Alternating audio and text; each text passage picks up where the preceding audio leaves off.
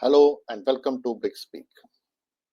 Today we will cover a very important and current event on Shanghai Cooperation Organization. At the recent SCO Defence Ministers meeting in Qingdao, India took a bold step. It refused to sign the joint agreement. The reason? The Regional Security Forum refuses to name terrorism but allows propaganda to flourish. A deadly terror attack on Indian pilgrims was ignored, while Pakistan's Balochistan narrative was quietly included. Is the SCO still a neutral platform, or has it become a China-Pakistan alliance in disguise? And why is India still part of it? In this episode, we unpack the silence, the signals, and what this means for India's strategic future. What is SCO and how did it begin? The Shanghai Cooperation Organization began as the Shanghai Five in 1996 with China, Russia, Kazakhstan, Kyrgyzstan, and Tajikistan. The initial goal was to resolve long-standing border disputes between China and Central Asian Republic after the Soviet Union's collapse.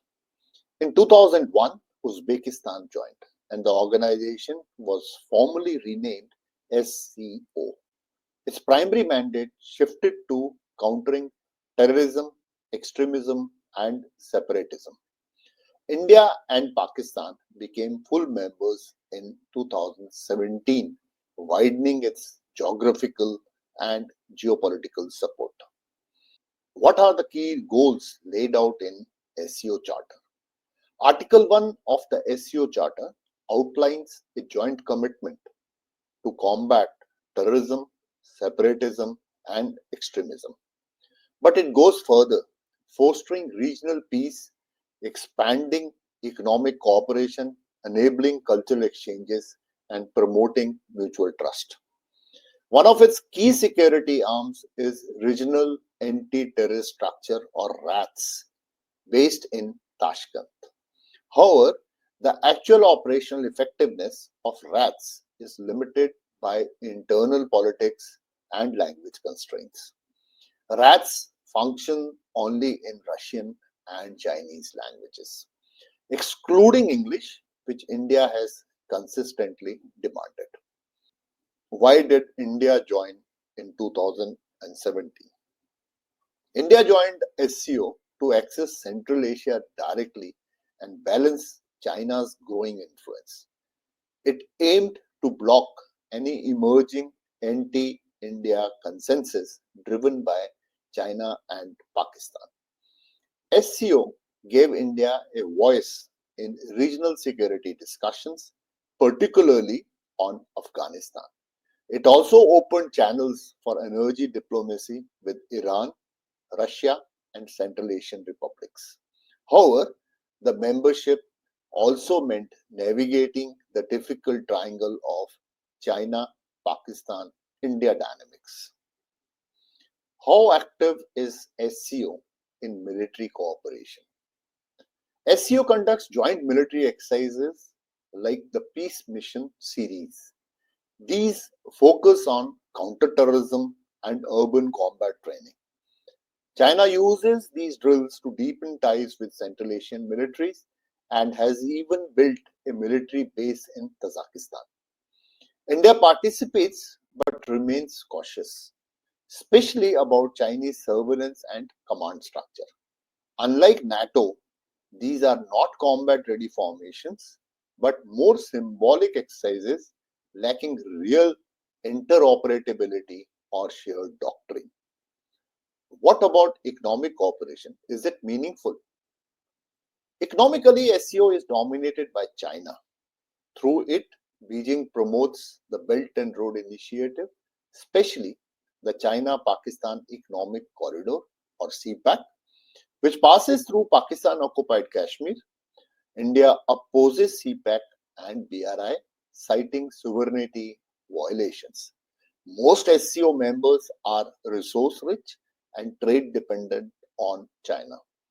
This makes India an outlier, limiting the scope for genuine economic integration through the SCO platform.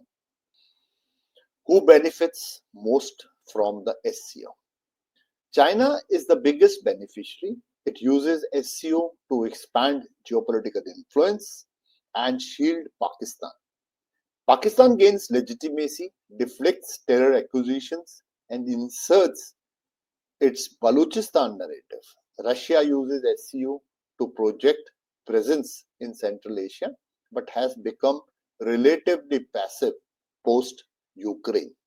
For India, the SCO is primarily a blocking mechanism to prevent hostile resolutions and maintain visibility in regional diplomacy. But agenda setting remains elusive. How is SCO different from NATO in structure and purpose? NATO, that is North Atlantic Treaty Organization, is a binding military alliance with Article 5, meaning an attack on one is an attack on all. SCO has no such collective defense clause. It is a political security forum built on consensus. NATO operates on shared democratic values and unified threat perception. SCO lacks both. Its members include democracies and autocracies, allies and rivals. The result is institutional paralysis during real crisis. Is NATO more effective than SCO? Yes. NATO has demonstrated operational capability across theaters: Kosovo, Libya, Afghanistan.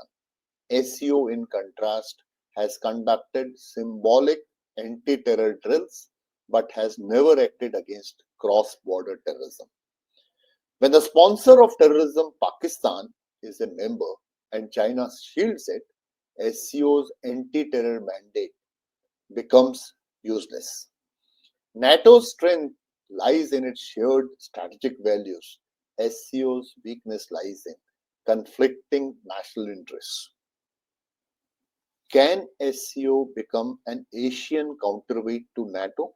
Not realistically. SCO suffers from internal contradictions. India and Pakistan's enmity, China and Russia's rivalry over Central Asia, and lack of shared military doctrine prevent any coherent security structure. China's dominance also erodes trust. Without collective accountability and joint command structures, SCO is unlikely to evolve into an Asian NATO.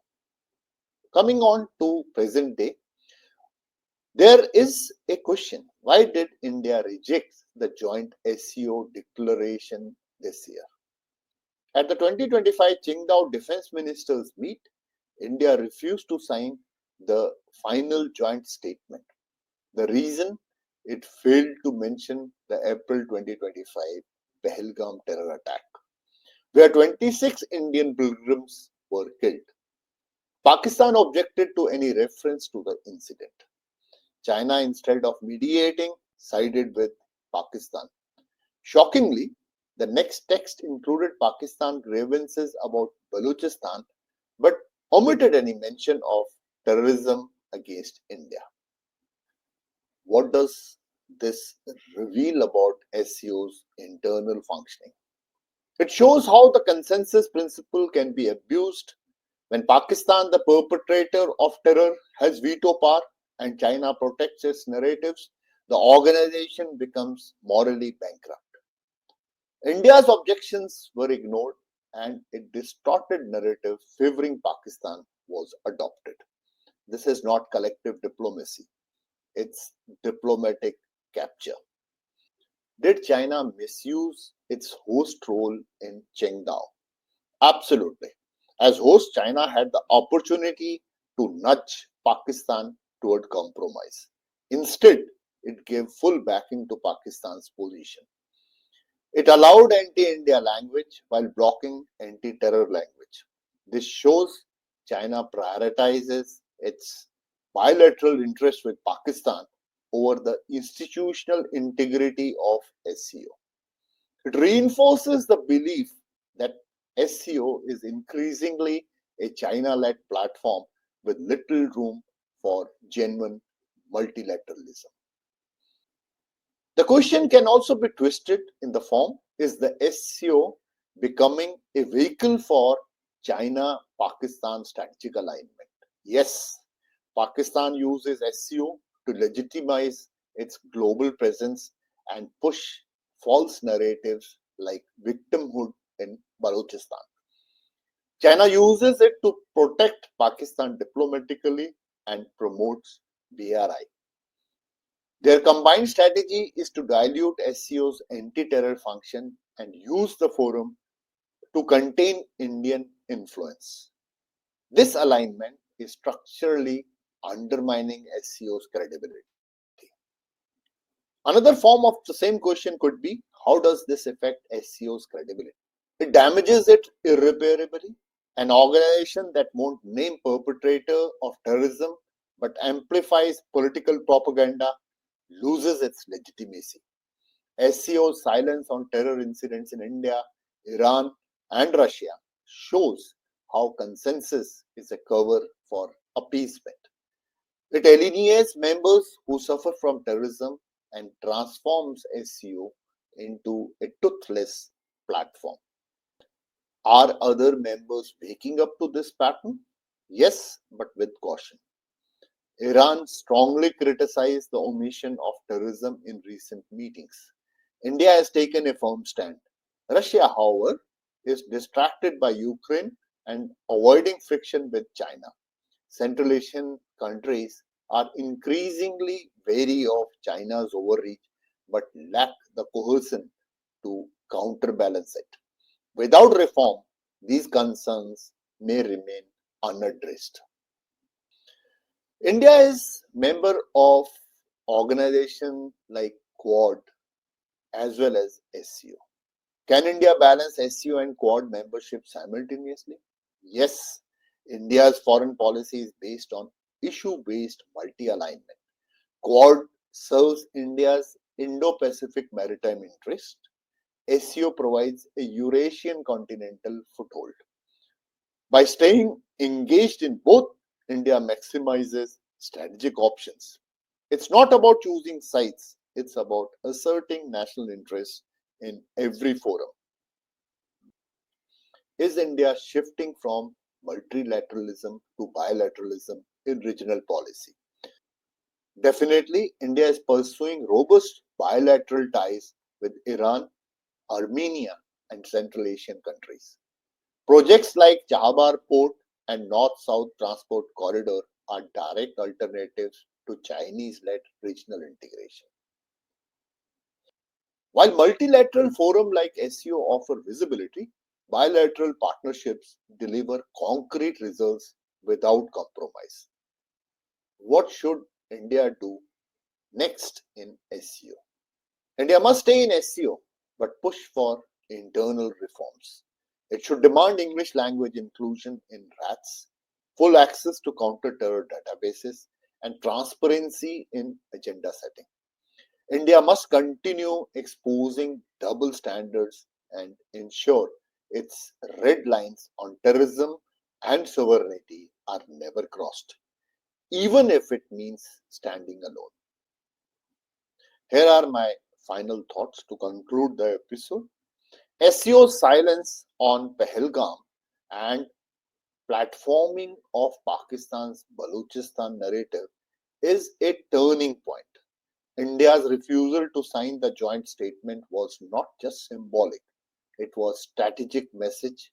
We will not endorse hypocrisy. We will challenge it. Remaining in SCO gives India a voice to resist from within. Walking away would mean surrendering that space. In India's contested world, such forums are not just about diplomacy.